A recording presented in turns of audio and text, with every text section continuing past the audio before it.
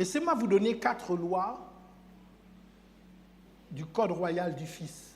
4 principes qui distinguent la mentalité du Fils de la mentalité de l'esclave. De mon point de vue, ce sont les 4 premières lignes du Code royal. Loi numéro 1, la loi de la position avant la performance. Un fils est accepté avant d'avoir prouvé quoi que ce soit. Tu es fils parce que tu es né.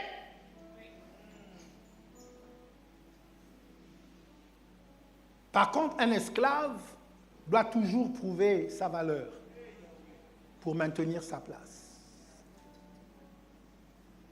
Romains 8,15, vous avez reçu un esprit d'adoption.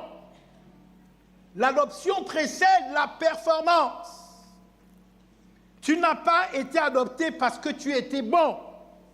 Tu as été adopté parce que le Père l'a décidé.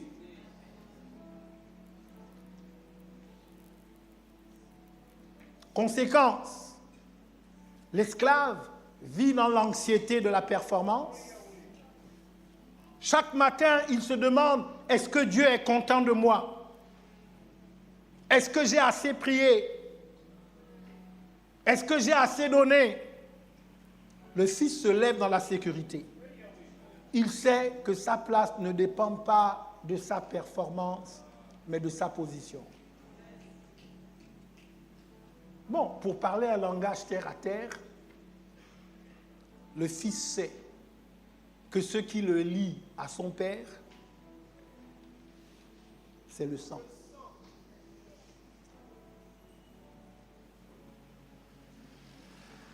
Est-ce que je parle à quelqu'un? Vous êtes bien silencieux ce soir. Imaginez un employé dans une entreprise. Chaque matin, il arrive en se demandant, est-ce qu'on va me garder? Est-ce que mon contrat sera renouvelé? Il travaille sous pression. Maintenant, imaginez le fils du patron.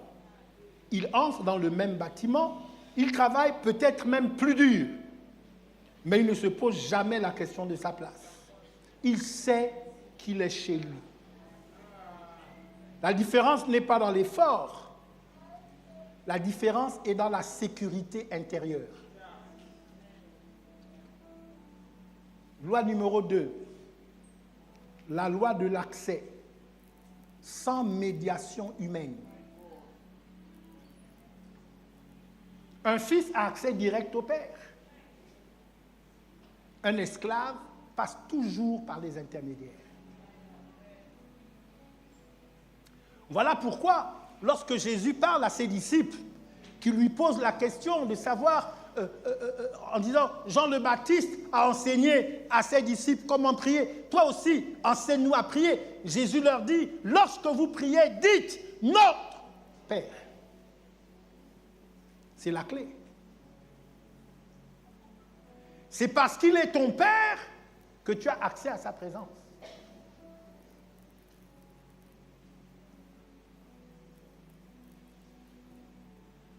S'il est ton Père, donc tu es fils.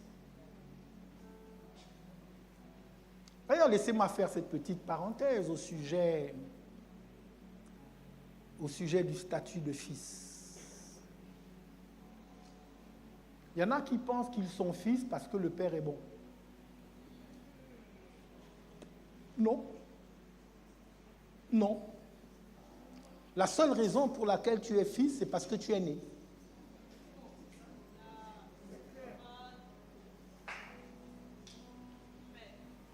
C'est pour ça que la filiation ne dépend pas du jugement que tu fais de ton père.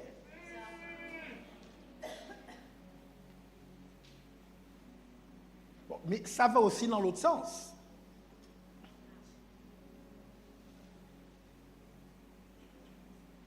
Ton statut de fils ne dépend pas de ce que tu as fait ou de ce que tu n'as pas fait. Romains 8,15. Nous crions Abba Père. Le mot Abba, c'est un mot intime. Il n'y a aucune connotation théologique derrière le mot Abba. C'est le mot qu'un enfant utilise dans la proximité quotidienne avec son père. Abba, s'il fallait qu'on le traduise dans le langage moderne d'aujourd'hui, ce serait peut-être papa. Ou en anglais daddy. Ce que Paul indique, c'est que tu n'as pas besoin d'un protocole pour accéder à Dieu. Tu cries simplement Abba. La conséquence spirituelle. L'esclave prie par protocole. Il multiplie les formules, les rituels, les médications humaines, les médiations humaines. Il a besoin que quelqu'un prie pour lui, lui impose les mains, les pieds, intercède à sa place. Le fils lui parle à son père. Il ne passe pas par la file d'attente. Non pas par arrogance, mais par accès légitime. Dans le palais royal, l'employé doit prendre rendez-vous, passer par le secrétariat, attendre son tour. Le fils du roi, il entre quand il veut, il frappe, il entre. Pas parce qu'il est indiscipliné, mais parce qu'il sait qu'il est attendu.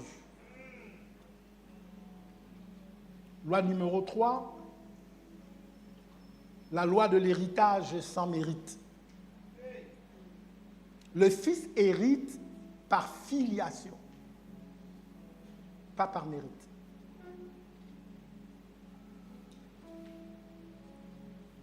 Un esclave, par contre, ne peut gagner qu'un salaire.